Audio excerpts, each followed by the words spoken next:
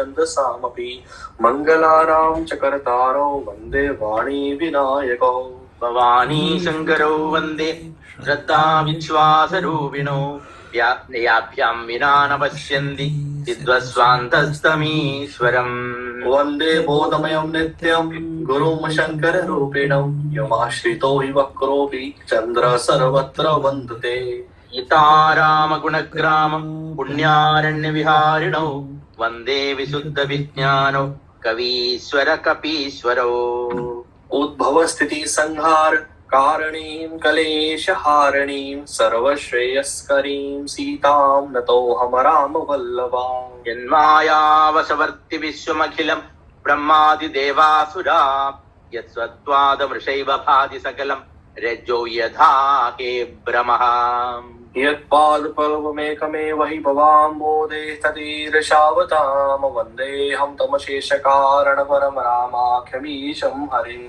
नानापुराणनिगमागमसम्मतं यद् रामायणे निगदितं क्वचिदन्यतोऽपि स्वान्तसुखाय तुलसी रघुनाथ गाथा भाषा निबन्धमतिमञ्जुलमातनोति भाषा निबन्धमतिमञ्जुलमातनोति यौ सुमिरद सिद्धि होय गणनायक करिबर बदन करौ अनुग्रह सोई बुद्धिराशि शुभ गुण सदन मूक होय वाचाल पंगु चढ़ै गिरिवर गहन जासु कृपा सुदयाल द्रवौ सकल कलि मन दहन नील सरोरुह श्याम करुणारुण वारिजनयन करौ सममौरधाम सदा क्षीर सागर शयन कुंद इंदु समदेह मारवण करुणा अयन जाहि दीन परनेह करौ कृपा मर्दन मयन बंदव गुरुपद कंज कृपा सिंधु नर रूप हरि महामोहतम पुंज जासु भज नर बिकर निगर सियावर रामचंद्र की जय पवन सुत हनुमान की जय उमापति महादेव की जय बोलो भाई सब संदन की जय हर हर राम पार्वती वदे हर हर हर महादेव। भगति के साधन कहूँ बखानी सुगम पंथ मोहे पावहि प्राणी प्रथम ही विप्रचरण अति प्रीति निज निज कर्म निरत श्रुति रीति एहि कर बल पुनि विषय विरागा तब मम धर्म उपज अनुरागा श्रवणादिक नव भक्ति दृढ़ाहि मम लीलारति अधिमन माही संत चरण पंकज अति प्रेमा मन क्रम बचन भजन दृढ़ नेमा गुरु पितु मातु बंधु पति देवा सब मोहि कहाँ जानई दृढ़ सेवा। कौन सा वाला है स्वामी जी? 95 दोहे के बाद जो लास्ट टाइम कर रहे थे वही जो मिल के नहीं रहा। 16th में 15th में 15 नॉट 95 15 सॉरी 15th का लास्ट दोहा चौपाई मम गुण मम गुण मम गुण मम गुण गावत पुलक शरीरा गद गद गिरा नयन बहनीरा काम आदि मद दंभ न जाके तात निरंतर बस मैं ताके वचन करम मन मोरि गति भजन करहि निष्काम तिनके हृदय कमल महो करौ सदा विश्राम मंगल भवन मंगल हारी द्रवहु सुध चरत अचिर बिहारी। तो अभी हम यहाँ पे है ना ते ही अधीन ज्ञान विज्ञाना नहीं भक्ति के साधन कहूँ बखान। हाँ थर्ड चौपाई हाँ थर्ड भक्ति के साधन कहाँ बखानी। तो हम हाँ यहाँ तो यहाँ पे बताते हैं भक्ति कैसे मिलेगी। तो पहले बताया ना यहाँ पे क्या बताया था उन्होंने कि पहले भक्ति होगी, फिर उपासना होने से ज्ञान और विज्ञान की उत्पत्ति होगी। और भक्ति तात अनुपम सुखम मूला, क्योंकि भक्ति कभी खत्म ही नहीं होती, भक्ति हमेशा ही चलती रहती है ना। हाँ हाँ जी। हाँ, तो उसकी वजह से, क्योंकि जहाँ भक्ति वही है जहाँ प्रेम है। हाँ, तो इस तरीके से, और इस वजह से भक्ति अनुपम सुख का कारण है। और फिर जितने गुण हैं वे प्रेम में निवास करते हैं, और जितने दोष हैं वे सब दोष में निवास करते हैं। मिलई जो संत होई अनुकूला। अब यह भक्ति कहाँ मिले? बोले यह तो जिसके खजाने में होगी वह देगा। सही बात है। You will get, if you dig anywhere you will not get water. Where there is a water table, there only you will get water. Where there is gold mine, there only you will get the gold if you dig. Otherwise anywhere you will not get gold. तो उसी तरह से where you will get भक्ति, जहाँ पे भक्ति का खजाना है, प्रेम का खजाना है, वहीं पे भक्ति है। तो भगवान ही ले लो। बोले भगवान क्या देंगे? तो वो तो स्वयं भक्ति पाने के लिए इधर उधर ढोलते फिरते हैं कि थोड़ी शबरी से ले आवे, तो थोड़ी सुतीक्ष्ण से ले आवे। वे तो स्वयं भक्ति का नैवेद्य लेने के लिए इधर उधर ढूंढते फिरते हैं। फिरते हैं। भक्ति याचक है, वे क्या देंगे? वे तो भक्ति के याचक हैं। Means he is a wanderer, he is a seeker of love, seeker of devotion. What will he give? अरे जिनके पास होगी वो देंगे ना। किनके पास होती है? किस जो संत हुई अनुकूला। तो किसके पास भक्ति होती है? संतों के पास। जिस किनारे पर हम हैं उसी किनारे पर अगर संत होवे, माने जमुना जी के जिस किनारे पर संत रहते हैं उस किनारे पर अगर हम पहुंच जाएं, अनुकूल, कल माने कूल माने तट, अगर हम संत के पास हो जाएं और उनकी अनुकूलता हमें प्राप्त हो जाए तो भक्ति प्राप्त हो सकती है। तो प्रभु के पास मत जाओ, प्रभु तो खुद ढूंढ रहे हैं। तो किसके पास जाओ? संतों के पास जाओ, संतों के शरण में। भक्ति की साधन कहूँ हूँ बखानी। भक्ति कैसे मिलती है? इसके साधन बताते हैं कि सुगम पंथ मोहि पावहि प्राणी। क्योंकि यह प्रेम का पंथ बड़ा सुगम है, भक्ति का मार्ग बड़ा सुगम है। चेतो अव्यक्त चेतसाम। भक्ति तो ब्रह्म को छू छू कर होती है, ब्रह्म संस्पर्शात्मिका है। भक्ति ब्रह्म आकर दिल को गुदगुदा देती है, गुदगुदाता है, तब भक्ति होती है। यह पंथ बड़ा सुगम है और इसको प्राणी कैसे पावे वह साधन बताता हूँ। प्रथम ही विप्र चरण अति प्रीति। This is the first step. How to cultivate devotion, how to fall in love, he is teaching. How to invoke devotion in our life. First is प्रथम ही विप्र चरण अति प्रीति। पहली बात यह है कि ब्राह्मण के चरणों में अत्यंत प्रेम होए। Understand here, Brahman doesn't mean a hypocritical Brahman. Brahman means the ब्रह्मचरति इति ब्रह्म का जो ब्रह्म की ओर जो चल रहा है वो ब्राह्मण हो गया। जो अपना समय, अपना जीवन उसी के चिंतन में बिताता है वो ब्राह्मण हो गया। नॉट टीका पिका, नॉट फ्रॉम वेशभूषा से नहीं। तो पहली बात तो अगर तो ऐसे हो गया तो तुम बद्रीनाथ और अपने हरिद्वार वगैरह चले जाओ, सारे ब्राह्मण बैठते रहते हैं, पता नहीं क्या क्या करते हैं रात को। You will be surprised. हाँ, उनके मुख पे कोई भी तेज नहीं है। तो कई लोग कहते हैं कि कर्म से सद्गुण से ब्राह्मण होता है, कर्म से सद्गुण से ब्राह्मण होता है। तो all good qualities he must be exhibiting. बोले जो कर्म और सद्गुण से ब्राह्मण है तो वो सो तो संत है। तो ब्राह्मण ही संत हो गया, तो मतलब बाकी ब्राह्मण नहीं है? नहीं, वो नहीं है। सब झूठे ब्राह्मण है। संत है जो सद्गुण से, दैवी संपत्ति से और धर्मानुष्ठान से युक्त है, सो ही अगर ब्राह्मण हो तो वह संत है। संत है, वह कोई ब्राह्मण थोड़े ही है।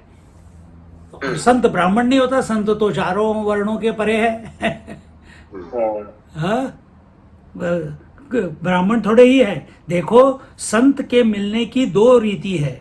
भगवान ने पहले कहा कि भक्ति कब मिलेगी, कि जब संत अनुकूल हो, तब संत मिलने की दो रीति है। एक तो भगवान कृपा करके संत को मिलावे, बिनु हरि कृपा मिल ही नहीं संता। भगवान की कृपा नहीं होगी तो संत नहीं मिलेंगे। अब यह भगवान के हाथ में गई बात, जब मिलाएंगे तब मिलेगा। तो हम क्या करें? बोले तुम्हारी करने की भी चीज है। पुण्य पुंज बिनु मिलही न संता, सतसंगति संस्कृति कर अंता। पुण्य करो, संत मिलेंगे। बोले पुण्य कहाँ से मिलेगा? पुण्य एक जग मह नहीं दूजा, मन क्रम बचन विप्र पद पूजा। यह हो गया पुण्य। ब्राह्मण के पास जाओ, क्योंकि सेठों के पास संत जाते हैं तो चंदा करने के लिए जाते हैं। तो सच्चे हैं कि झूठे हैं, इसका पता कैसे पता चले? और ब्राह्मणों के घर में जो जाते हैं वे चंदा करने के लिए नहीं जाते हैं, उनके घर में तो रोटी मात्र लेने के लिए जाते हैं। और ब्राह्मण विद्वान भी होते हैं। विद्वान और विरक्त संत का पता मिलेगा तो ब्राह्मण से मिलेगा। इसलिए प्रथम ही विप्र चरण अति प्रीति, ब्राह्मणों से संबंध बनाए रखो और निज निज कर्म निरत श्रुति रीति, वैदिक रीति से अपने अपने धर्म का पालन करो। क्योंकि यदि वेद में श्रद्धा नहीं होगी, वैदिक कर्म में श्रद्धा नहीं होगी, तो वेदांत समझ में नहीं आएगा। अब फिर उस बात को दोहराते हैं कि धर्म से विरति, धर्म से वैराग्य होता है। तो यही कर फल पुनि विषय विरागा। श्रुति की रीति से अपने अपने कर्मानुष्ठान का फल क्या हुआ कि संसार के विषयों में वैराग्य और भागवत धर्म में अनुराग होता है, माने भक्ति में अनुराग होता है। तब साधन रूपा श्रवणादि जो 9 प्रकार की भक्ति है, श्रवणम कीर्तनम विष्णोः अर्चनम वंदनम पाद्यम सख्यम आत्मनिवेदनम, सब प्रैक्टिस करो। किसके लिए? पुण्य के लिए, पुण्य को अर्जित करने के लिए। ये दृढ़ हो जाती है। अथवा प्रथम भगति संतन कर संगा, भगवान बताने वाले हैं। तो यहाँ भागवत वाली श्रवणादि जो नवदा भक्ति है उसको ले लिया, वह दृढ़ भक्ति हो जाती है। उड़िया भाषा में एक दाढ़्या भक्ति, क्योंकि अखंडानंद जी के गुरु जी थे वो उड़िया बाबा जी थे, और उड़िया बाबा उड़ीसा से थे, तो इसलिए उनकी वाणी कभी कभी बोलते हैं वो। तो उड़िया भाषा में एक दाढ़्या भक्ति नाम का ग्रंथ है। भक्ति दृढ़ कैसे हो कि श्रवण करो, चिंतन करो, स्मरण करो, पाद सेवन करो, अर्चनम वंदनम सख्यम, कर्म करने से माने भगवत संबंधी जो पूजा है, उपासना है, वह करने से भक्ति दृढ़ होती है। तब इसके बाद क्या होता है कि मम लीला रति अति सत मन माही, तब मेरी लीला में अति रति हो जाती है। अब संत चरण पंकज अति प्रेमा, जब नवदा भक्ति दृढ़ हो गई और भगवान की लीला में प्रेम हुआ, तब भगवान की लीला में प्रेम होगा तो संत से प्रेम हो जाएगा। सब कनेक्ट करते जा रहे हैं अखंडानंद हो जाएगा। क्यों? देखो, लोग समझते हैं हम एकांत में बैठकर ध्यान करते हैं तो 7वें आसमान में पहुंच गए। यह झूठा ही अभिमान होता है। एकांत में बैठकर या तो मन सो जाता है, लय हो जाता है, या तो मनोराज्य होने लग जाता है, या जो कुछ थोड़ी बहुत चमक मन में मालूम पड़ती है वह मन की चमक है। उसी को ईश्वर मान लेते हैं। असली ईश्वर का दर्शन नहीं होता है ऐसे। जब लीला में प्रीति होगी तो लीला सुनने की रुचि होगी और तब संत के पास जाना ही पड़ेगा। संत चरण पंकज अति प्रेमा, जिससे भगवान की लीला सुनने को मिलती है उसके चरण कमल में अवश्य प्रेम होगा। मन कर्म वचन भजन दृढ़ नेमा, और फिर दृढ़ नेम के साथ मन कर्म और वचन से भजन होगा। तो संत भी ऐसे अपने जीवन में नहीं आते। देखो, अपने जीवन में महात्मा भी हम ये नहीं कह सकते कि यहाँ पे ऐसे बता दिया है कि पुण्य करने से पुण्य करने से पुण्य करने से, पर पुण्य करने से क्या हो जाता है पता है? हाँ जी, क्या होता है बताइए। मैं पुण्य कर रहा हूं कि मतलब मैं शुद्ध हो रहा हूं, तो यह अहंकार, सात्विक अहंकार हो जाता है। करना चाहिए, बिल्कुल करना चाहिए, but it must lead to dissolution of ego. और जहां डिसोल्यूशन, जहां ईगो, अहंकार धीरे धीरे पिघलने लगता है, वहां अपने जीवन में लीला को सुनने की रुचि, सत्संग में जाने की, सुनने की रुचि, संतों का सानिध्य पाने की रुचि, लालसा, ये अपने आप बढ़ जाती है ना? स्वामी जी, इसीलिए सुतीक्षण जी अविरल भक्ति मांगते हैं कि बीच में भी फिर आप ही हो। हाँ ताकि वो ख्याल ही ना आए, है ना? करेक्ट। बहुत सुंदर, सुन के मेरे बाल खड़े हो रहे हैं सब एकदम थर्राहट फैल रही है पूरे बॉडी में। फिर बोलते हैं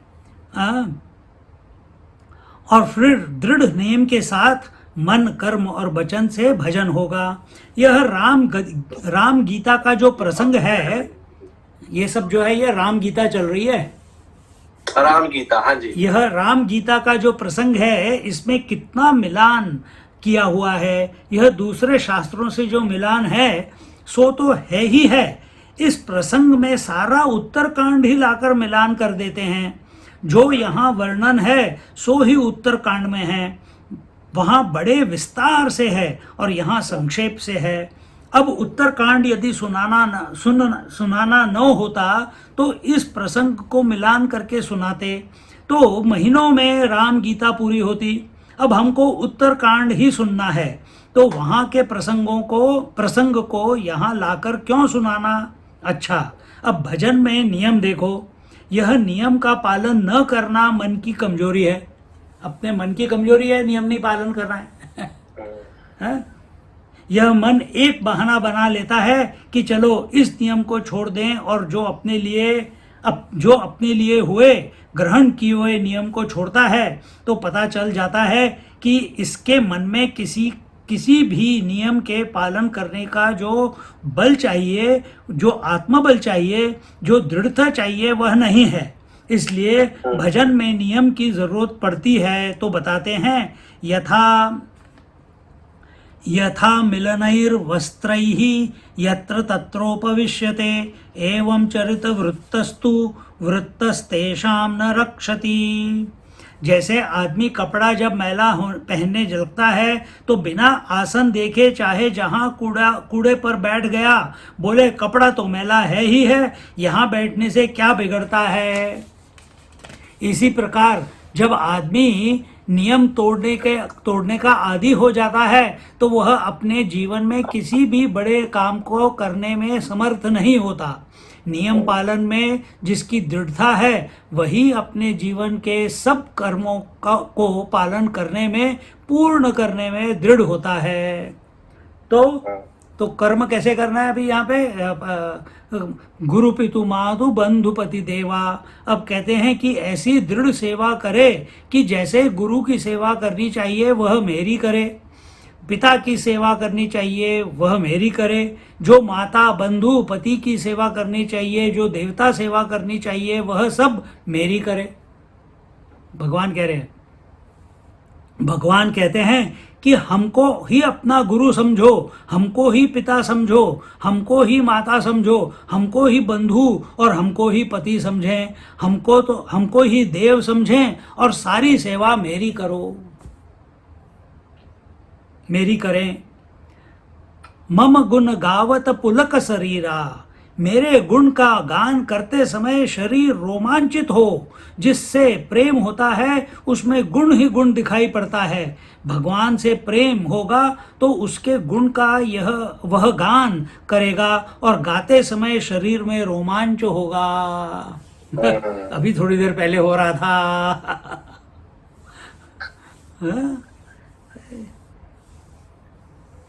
रोमांच होगा। अगर किसी स्त्री पुरुष का गान करने लग जाओ दिन भर तो उससे राग होगा और तब फंस जाओगे उसी में और गिरोगे उसी में।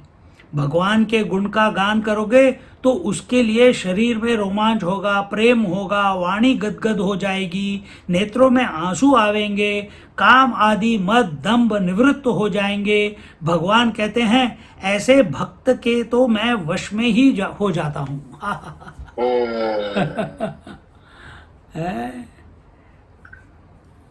सुंदर। वचन कर्म मन मोरी गति, मन से, वचन से, कर्म से। ये कर्म जो होता है ये 3 जगह होता है, मनसा वाचा काया।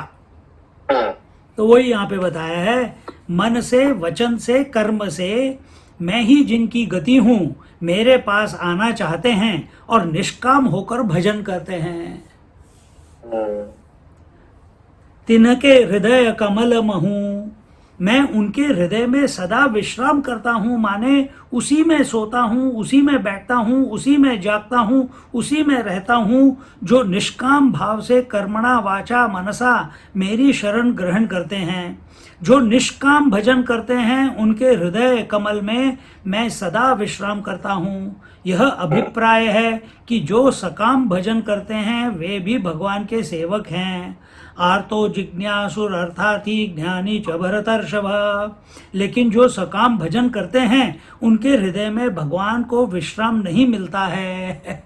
जो निष्काम कम करते हैं उनके हृदय में भगवान को विश्राम मिलता है। He is free. जो सकाम करते हैं तो भगवान को काम करना पड़ता है ना, उसकी इच्छा पूरी करने के लिए। जब हम भगवान के आगे लिस्ट लेके फिर उनकी पूजा करते हैं तो फिर उनको बिजी कर दिया।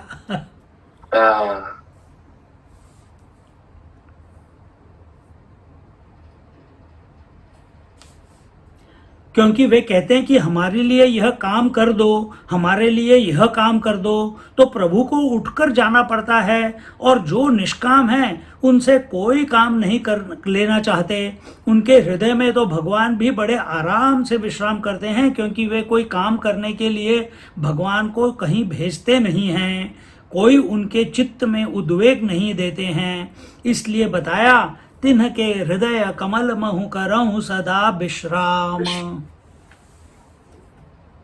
हो गया। स्वामी जी, ये जो पहले जो एक चौपाई आई थी, गुरु पितु मातु बंधु पति देवा सब मोहे कहा जाने दृढ़ सेवा, जो मुझको ही गुरु पिता माता भाई पति और देवता सबको जाने और सेवा में दृढ़ हो। तो ये एक ऐसे है, एक भाव है। तो जो हम कल देख रहे थे, तो ऋषि जाबाली जो नास्तिकों का अवलंबन लेकर के कह रहे थे, वो कह रहे थे माता पिता गुरु कुछ है ही नहीं है। तो मतलब ये करेक्ट हो रहा है ना कि वही है अल्टीमेटली, क्योंकि उनको कुछ नहीं है तो है क्या, फिर भगवान ही बचे फिर अल्टीमेटली। ये बहुत ये ना, अभी जैसे मैं बहुत साल पहले की बात कर रहा हूँ, 15 साल हो गए। मैं स्वामी जी का ना, अपने अनुभवानंद जी का हाँ जी, क्या बोलते हैं, ये इंटेस्टाइन कट जाती है ना, उसको क्या बोलते हैं, पेट का कुछ ऑपरेशन था, कफ साहब। अच्छा। तो मैं उसके लिए उधर गया था। तो अगले दिन जब उठे, अगले दिन जब वो नशे से निकले बाहर, थोड़ा चलने की कोशिश की, तो उस समय कुछ हुआ। तो उस समय बोलते हैं कि अब मेरे से मत चिपकना। हाँ, अच्छा, भगवान को पकड़ लो, भगवान को पकड़ लो।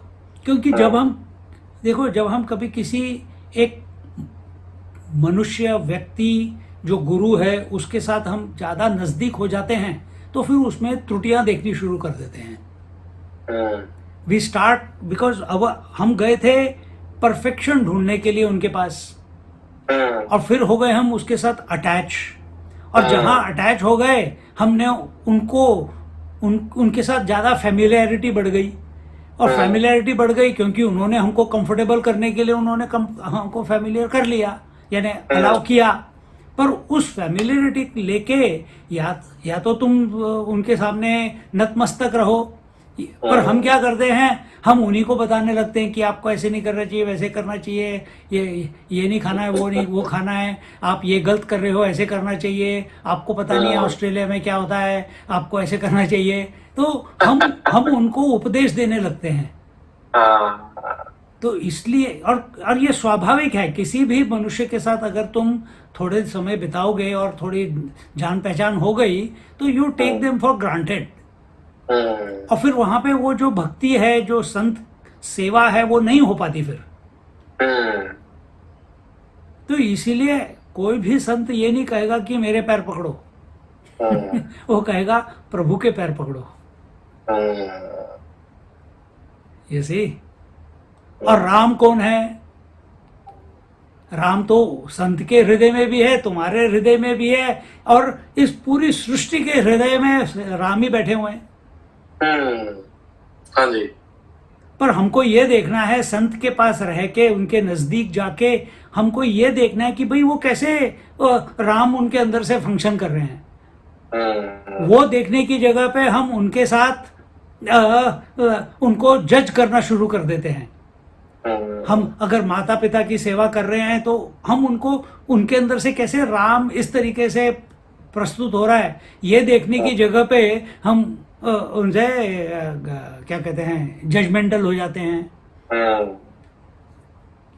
तो ये चीज और तो ये यहाँ पे बोल रहे हैं ना कि गुरु माता पिता संत सब मेरे में सबको देखो। So that is one way. See, there are no straight answers in Adhyatma. Straight answer कोई नहीं है यहाँ पे। अब तुम्हारे को कौन सा क्लिक होता है, अगर यहाँ पे बताया है इन्होंने, यहाँ से फॉलो कर लो। हाँ। अब ये अभी आपने बात की ना, मुझे याद है, मैं ऐसा सुनना था एक दिन स्वामी अवधेशानंद जी की, तो ही वाज सेइंग, वो बोले बात पता नहीं कहीं से कोई टॉपिक आया, ये सबसे कठिन क्या है, and he said living with the master. Living with the master, बिल्कुल। It's like dealing with fire, man. It's like dealing with fire. You have to be very, very alert all the time. तो जब मैं स्वामी जी के साथ इतने सालों से घूम रहा था, हर साल जब आते थे, तो यही मेरी प्रैक्टिस होती थी कि भाई ये what is that space from which he is functioning. और मैं कुछ नहीं हूं उनके सामने, जो वो बोलेंगे वो मैं कर दूंगा। गलत भी कहेंगे तो गलत भी कर दूंगा, सही बोलेंगे तो सही कर दूंगा। मेरे को ठीक है या गलत है उससे कोई लेना देना नहीं है। सी, बट देर आर, कई बार मेरे से भी गलतियां हुई, मैं ये नहीं कह रहा कि नहीं।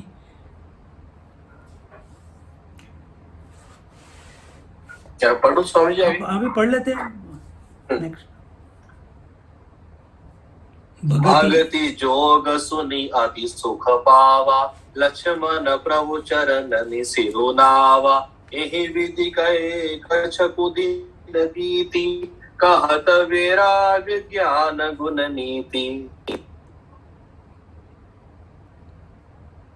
कुटी I think Kutti ji might be driving. Supnakha Ravan कहे बहिनी, दुष्ट हृदय दारुण जस अहिनी, पंचबटी सो गई एक बारा, देखी बिकल भई जुगल कुमारा। भ्राता पिता पुत्र उरगारी, पुरुष मनोहर निरखत नारी, होई बिकल सक मन ही न रोके, जिमि रवि मणि द्रव रवि बिलोके। ऋषिर रूप धरि प्रभु पहि जाई, बोली बचन बहुत मुस्काई। तुम सम पुरुष नमो सम नारी, यह संजोग विधि रचा विचारी। मम अनुरूप पुरुष जग माहि, देखे हूँ खोज लोक तिहु नाही। ताते अब लगी रही हूँ कुमारी, मनु माना कछु तुम ही निहारी। सीतहि चितई कही प्रभु बाता, अहै कुवार मोर लघु भ्राता। गई लक्ष्मण रिपु भगिनी जानी, प्रभु बिलोकी बोले मृदु पानी। सुंदरी सुनु मैं उन कर दासा, पराधीन नहीं तोर सुपासा। प्रभु समर्थ कौशलपुर राजा, जो कछु करहि उनहि सब छाजा। सेवक सुख चह मान भिकारी, व्यसनी धन शुभ गति विभिचारी। लोभी जसु चह चार गुमानी, नभ दुहि दूध चहत ए प्राणी। पुनि फिरि राम निकट सो आई, प्रभु लक्ष्मण पहि बहुरी पठाई। लक्ष्मण कहा तो ही सो बरई, जो तृण तोरि लाज परिहरई। तब खिसयानी राम पहि गई, रूप भयंकर प्रगटत भई। सीतहि सभय देखि रघुराई, कहा अनुज सन शयन बुझाई। लक्ष्मण अति लाघव सो, नाक कान बिनु कीन्ही। ताके कर रावण कहाँ, मनौ चुनौती दीन्ही। मंगल भवन मंगल हारी, द्रवं सुदशरथ अजिर बिहारी। इस भक्ति योग को सुनकर लक्ष्मण जी ने अत्यंत सुख पाया और उन्होंने प्रभु श्री रामचंद्र जी के चरणों में सिर नवाया। इस प्रकार वैराग्य, ज्ञान, गुण और नीति कहते हुए कुछ दिन बीत गए। शूर्पणखा नामक रावण की एक बहन थी, जो नागिन के समान भयानक और दुष्ट हृदय की थी। वह एक बार पंचवटी में गई और दोनों राजकुमारों को देखकर विकल काम से पीड़ित हो गई।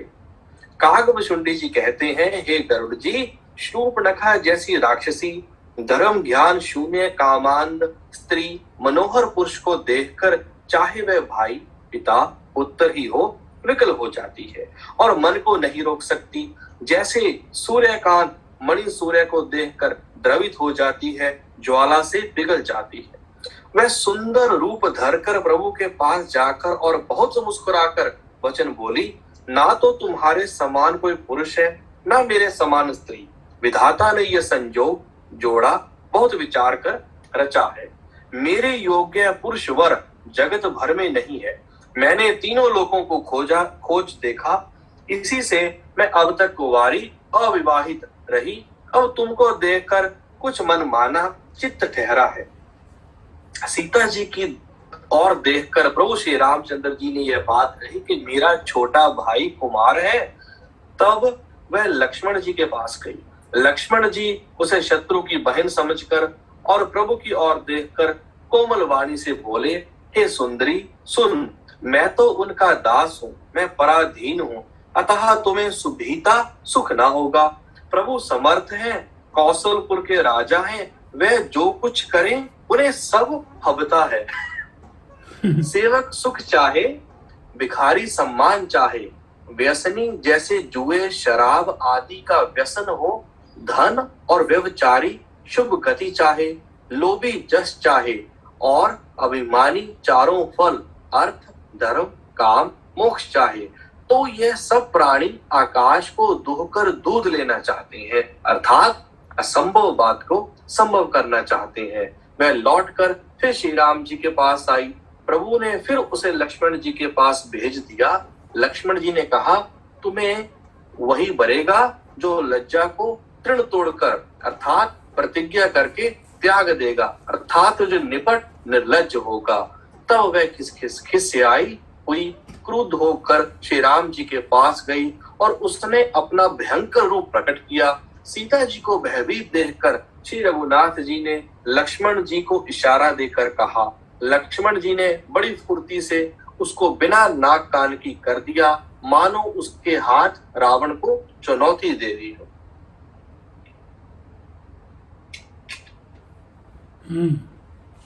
विल कंटिन्यू, क्या करेंगे? 6:40 हुआ है, कर सकते हैं, कर 20 सकते मिनट हैं, है। हाँ ठीक है। तो यहाँ तक अभी राम गीता चल रही थी। हाँ जी, हाँ, शुरू से लेके अभी तक राम गीता थी। हाँ जी, ठीक है। हाँ, भगति जोग सुनी अति सुख पावा। लक्ष्मण जी भक्ति योगी हैं, सेवा योगी हैं। अब जब अंत में भगवान ने भक्ति योग की प्रशंसा की तो सुतंत्र अवलंबन आना, तेहि आधीन ज्ञान विज्ञाना। भक्ति स्वतंत्र है और ज्ञान विज्ञान सभी उसके अधीन हैं, तो बड़ा सुख हुआ। ज्ञान योग सुनकर, अष्टांग योग सुनकर लक्ष्मण को सुख मिला था। भक्ति योग सुनकर अति सुख मिला। पहले प्रणाम करके पूछा था और सुनकर लक्ष्मण प्रभु चरण ही गिरु नावा। जब उपदेश समाप्त हो गया तब उन्होंने प्रभु के चरणों में सिर झुकाया। माने स्वाध्याय के पूर्व और स्वाध्याय के अंत में दोनों समय गुरु को प्रणाम करना चाहिए। लक्ष्मण जी को यह मौका और प्रणाम करने को मिल गया। सुबह शाम तो प्रणाम करते ही थे, स्वाध्याय के आदि और अंत में भी प्रणाम किया। इस तरह कुछ दिन बीत गए। माने जो अवधि के दिन थे 14 बरस, उसमें से अधिकांश भगवान ने चित्रकूट और दंडकारण्य के बीच में महात्माओं के आश्रमों में रहकर बिता दिए थे और पंचवटी में आने पर भी थोड़े से दिन और बीत गए। कभी वैराग्य का निरूपण करें, कभी ज्ञान का, कभी नीति का भी निरूपण करना पड़ता है, क्योंकि नीति में कभी कभी बड़ी विषमता पड़ जाती है। किसके साथ क्या करें, किसके साथ क्या करें, तो उसमें भी सामंजस्य संगति बैठने की जरूरत पड़ती है। इसलिए भगवान नीति का भी निरूपण करते हैं। अब आगे का दूसरा प्रसंग वर्णन करते हैं, वह है असुरों के वध का प्रसंग। उसकी भूमिका यहाँ से प्रारंभ होती है। कृष्णावतार में पहले पूतना आती है, राम अवतार में ताड़का आती है। अब यहाँ जब प्रारंभ हुआ तो शूर्पणखा आ गई।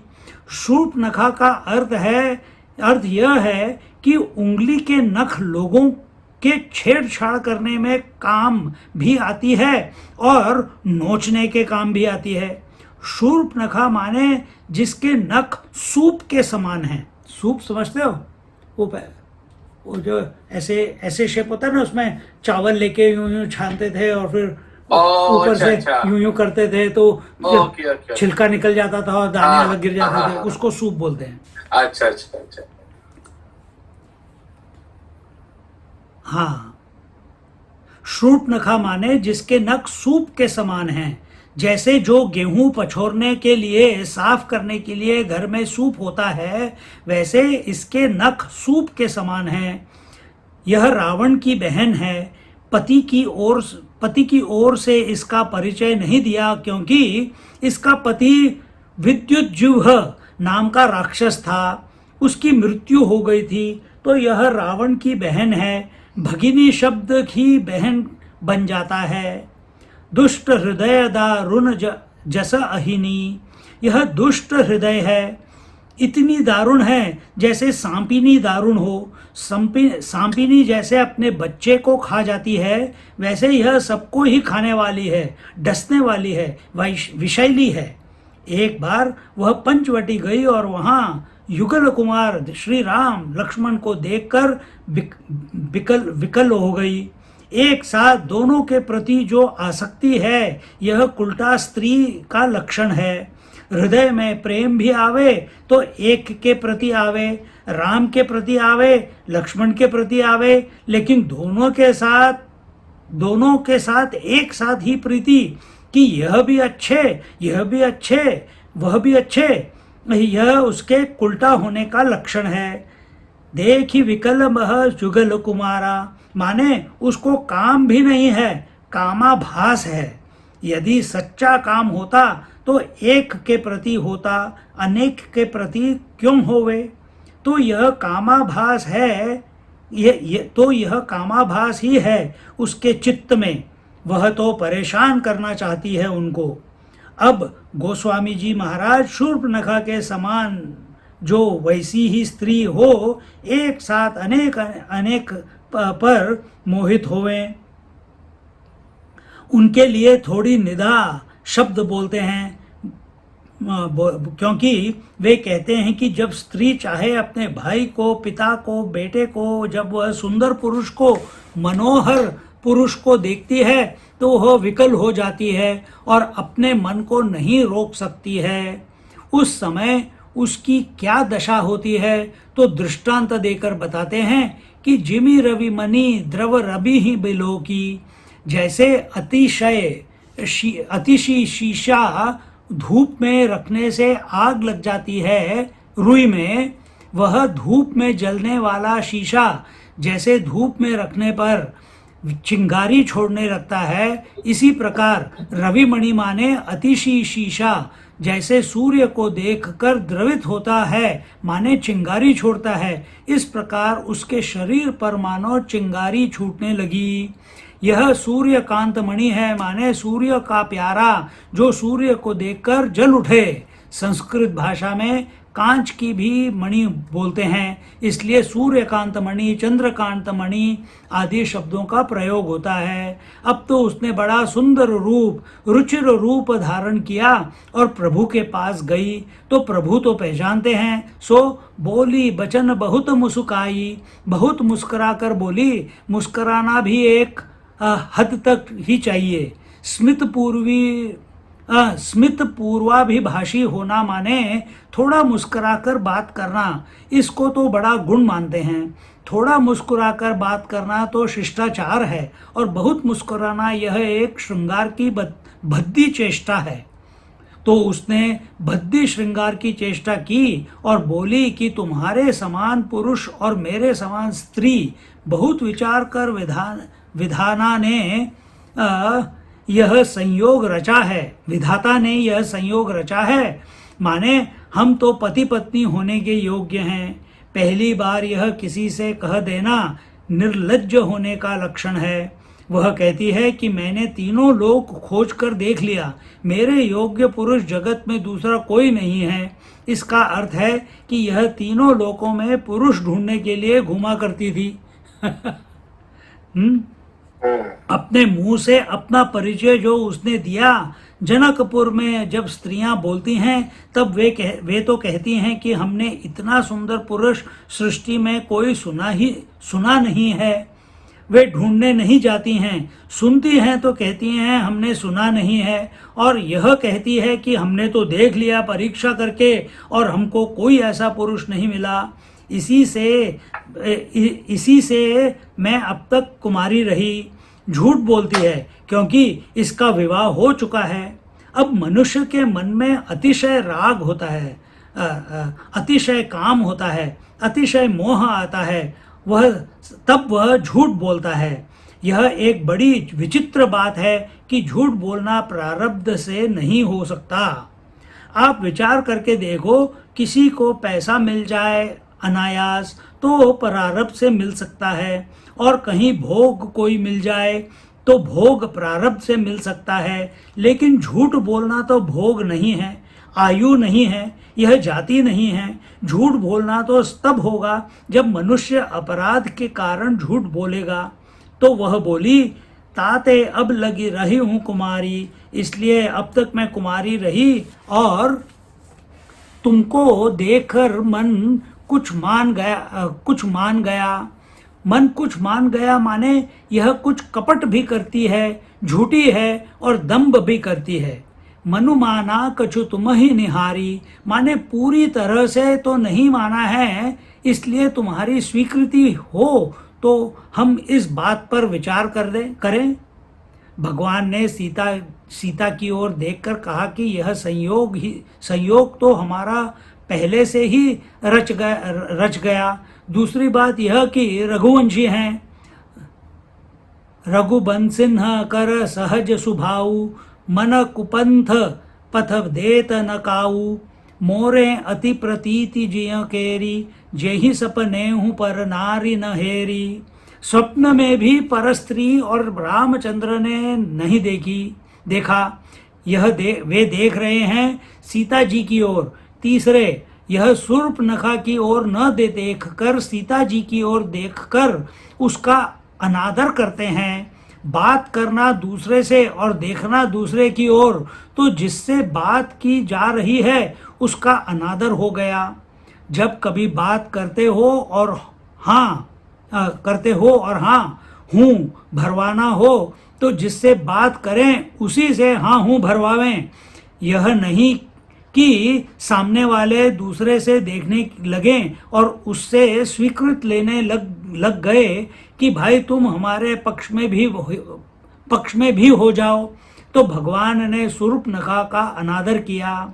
चौथा भाव उधर देखने का यह है कि श्री रामचंद्र ने श्री जानकी जी की ओर देखा तो मानो शूर्पणखा को कहा कि तुमने दंभ तो बहुत किया सुंदर रूप धारण करने का, लेकिन ऐसी तो तुम अब भी नहीं हो गई।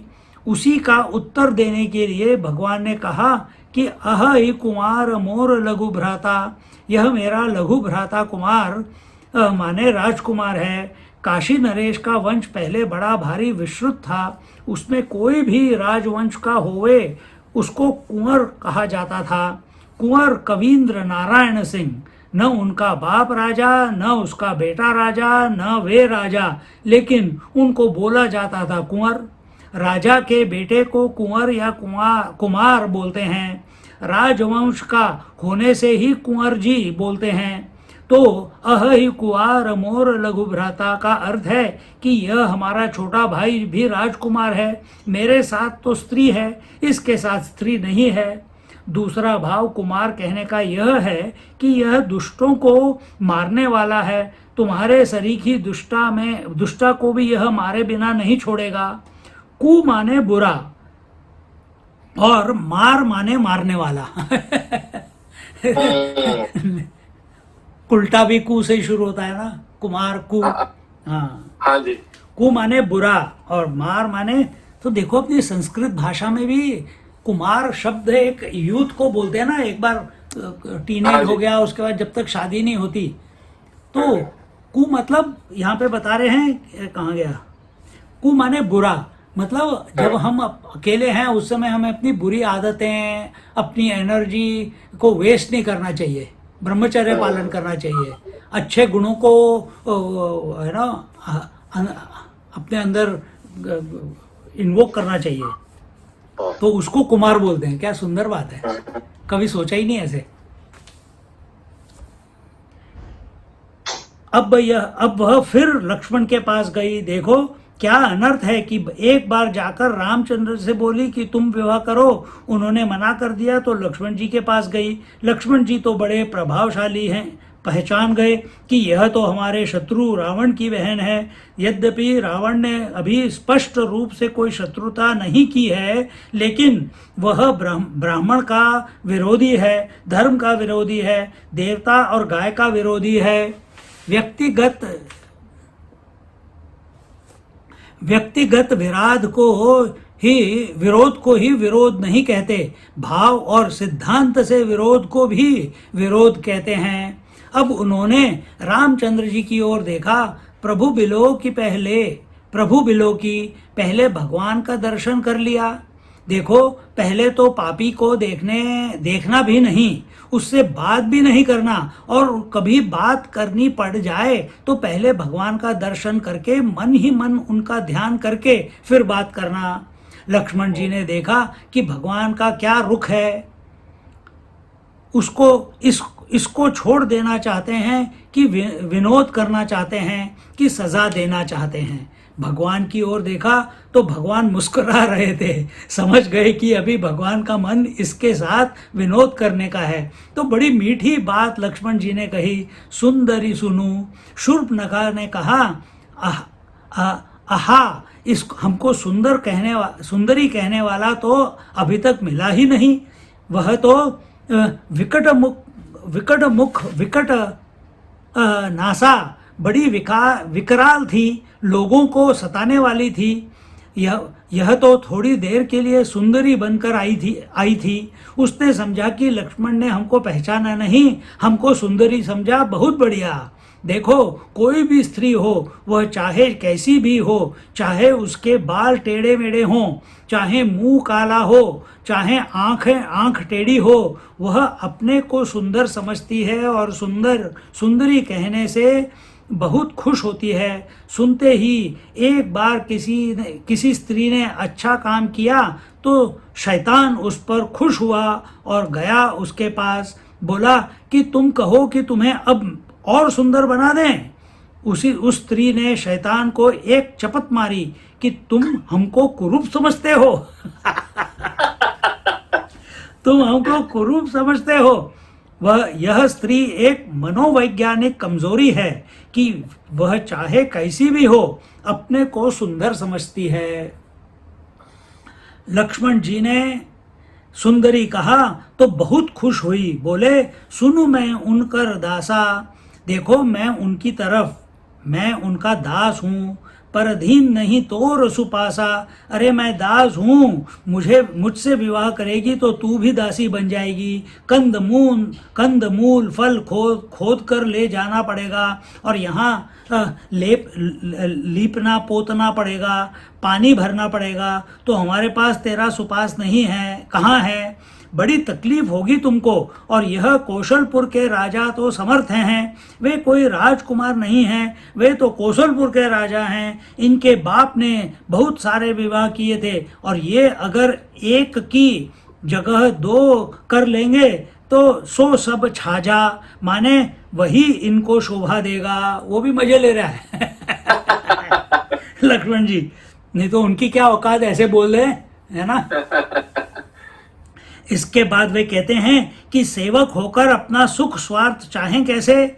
सेवक होगा तो रात को जागना पड़ेगा, कहीं स्वामी ने रात को पुकारा और कहें कि आप तो सोने नहीं देते, जब चाहे तब जगा देते हैं, ऐसा कहने वाला सेवक कहाँ से होगा? वह तो स्वामी हो गया। तो सेवक सुख चाह, सेवक होकर चाहे अपना स्वार्थ और सुख, और भिखारी होकर चाहे मान कि लोग हमारा सब खूब आदर करें और हमको भिक्षा दें। और व्यसनी धन, जिसको जुए का व्यसन है, शराब का व्यसन है, ऐसे व्यसन में जो फंसा हुआ है, चाहे कि हमारे पास धन हो तो धन तो उसका चला जाएगा। और शुभ गति व्यभिचारी, और व्यभिचारी चाहे कि हमको स्वर्ग मिले तो व्यभिचारी को वह शुभ गति नहीं मिल सकती। तो ये सब उल्टे सीधे सब विचार मन में रख के हमको चाहिए बड़ी बड़ी चीजें चाहिए। कहाँ से मिलेंगी? लोभी जसु चह चार गुमानी। यश तो सब तब मिलता है जब आदमी खुले हाथ से बांटे। जब वह लोभी हो गया, कृपण हो गया, तो यश चाहने पर नहीं मिल सकता। और यदि 4 गुमानी कोई अभिमानी हो तो उसको चारों पुरुषार्थों में से कोई भी पुरुषार्थ नहीं मिल सकता। 4 माने चतुर्वर्ग, धर्म अर्थ काम मोक्ष। अभिमानी को चारों पुरुषार्थों की प्राप्ति नहीं हो सकती। किसको? जो अहंकारी है, अभिमानी है। गुमानी अगर अभिमान भी चाहे तो वह भी उसको नहीं मिल सकता। यदि ये लोग चाहते हैं तो कैसा? बोले नभ दूही दूध चहत ए प्राणी, आकाश दूहकर दूध चाहते हैं ये प्राणी। माने जैसे आकाश से दूध दूहना कभी संभव नहीं है, वैसे इनको इस सब की प्राप्ति संभव नहीं है।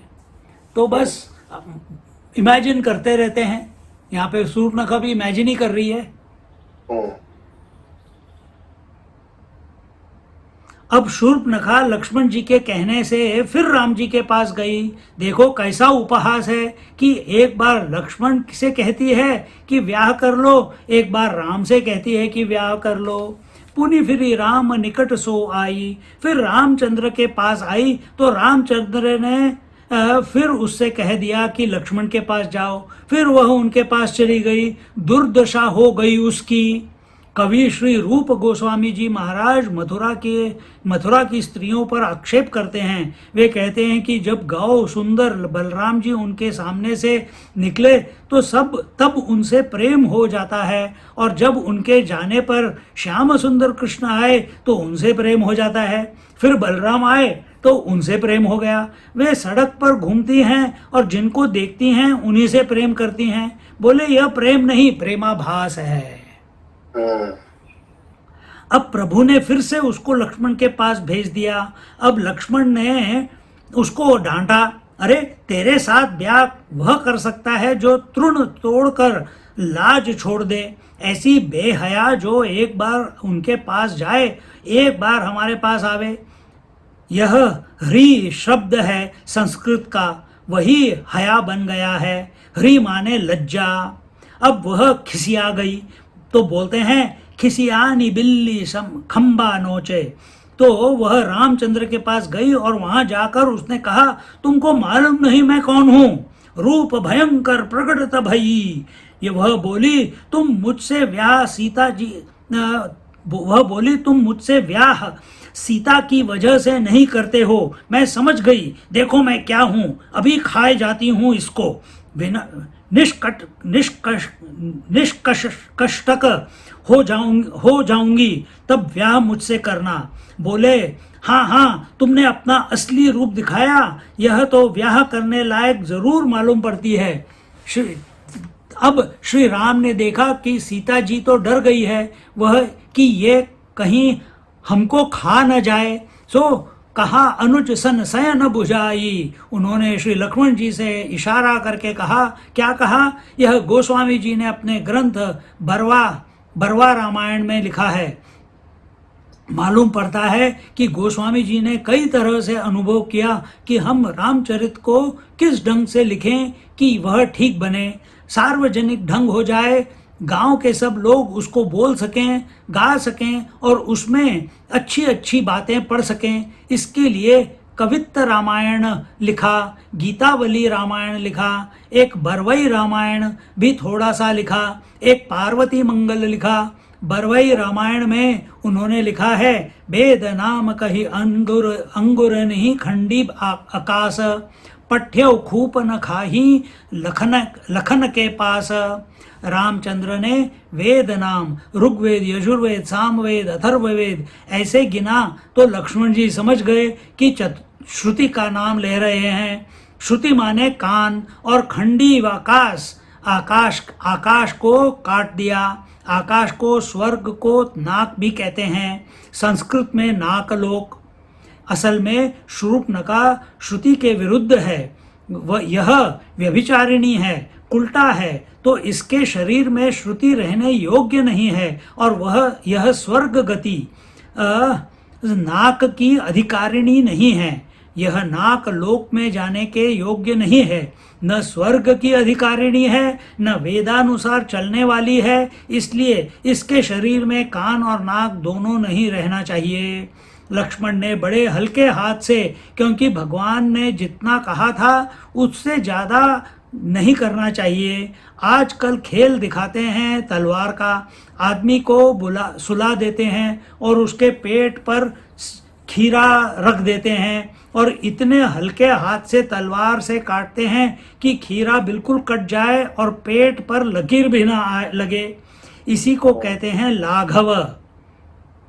माने हल्के हाथ से फुर्ती से उन्होंने उसके नाक और कान दोनों निकाल दिए।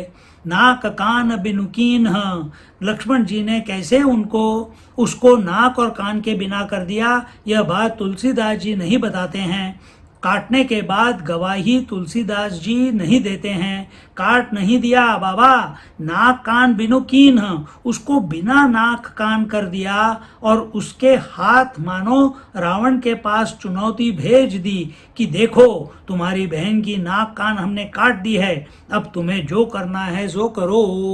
बोलो सियावर रामचंद्र की जय, पवन सुत हनुमान की जय। बोलो भाई सब संतन की जय, सद्गुरुनाथ महाराज की जय, गंगा मैया की जय, जमुना महारानी की जय, आज के आनंद की जय। हर हर नमः पार्वती पतये, हर हर महादेव। जय जय रघुवीर समर्थ। रामचंद्र भगवान की जय। चलो, थैंक यू। काम वासना को मार दिया आज। हाँ जी, थैंक यू स्वामी जी। हरिओम। हरिओम एवरीवन, बाय। हरिओम हरिओम स्वामी जी।